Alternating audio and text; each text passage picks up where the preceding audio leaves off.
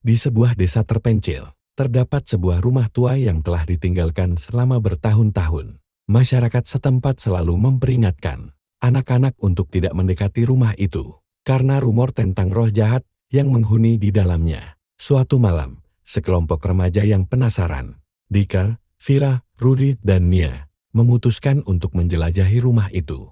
Mereka terikat oleh rasa ingin tahu dan keberanian, tidak menghiraukan rasa takut yang menyelimuti mereka. Begitu mereka mendekati rumah, cahaya bulan memantulkan sinar dingin di jendela yang pecah. Suara angin malam berdesir seolah mengundang mereka masuk. Ayo, kita buktikan bahwa itu semua cuma cerita. Dika berseru, mendorong pintu kayu yang berderak keras saat dibuka. Di dalam rumah, suasana mencekam menyambut mereka.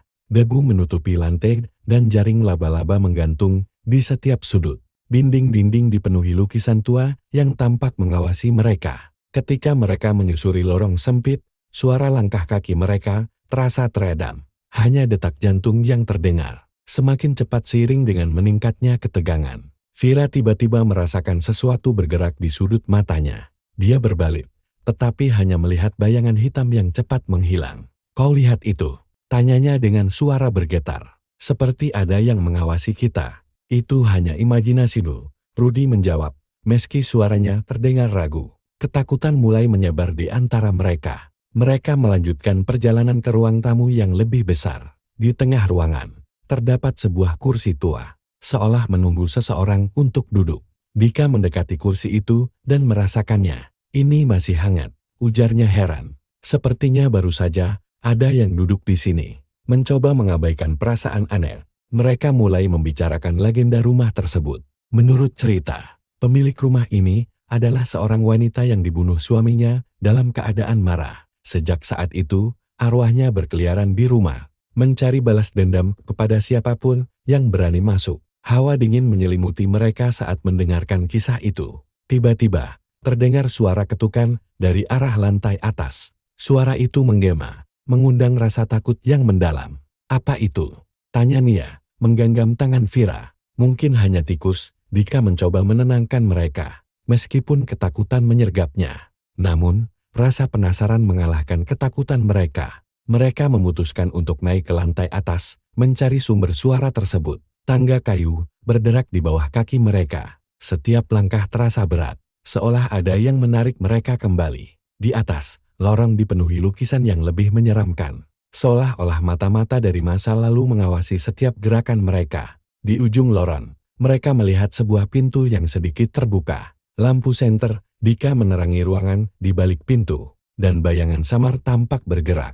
Ayo masuk, Dika menantang, meski suara dalam dirinya berbisik untuk berhenti. Perlahan, mereka melangkah ke dalam ruangan.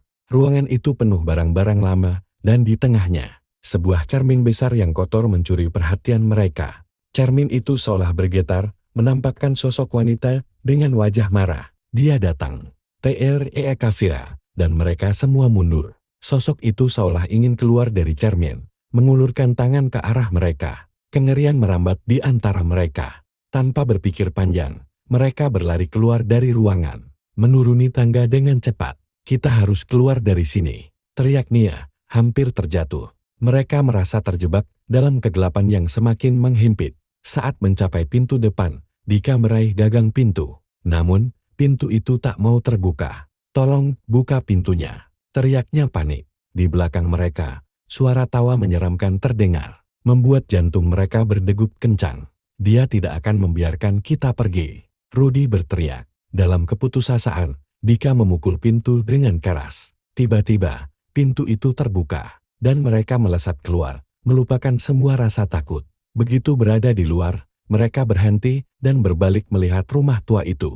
Namun, rumah itu kini tampak sepi, seolah tidak ada yang terjadi. Saat mereka berjalan menjauh, suara lirih terdengar. Kau tidak akan bisa pergi.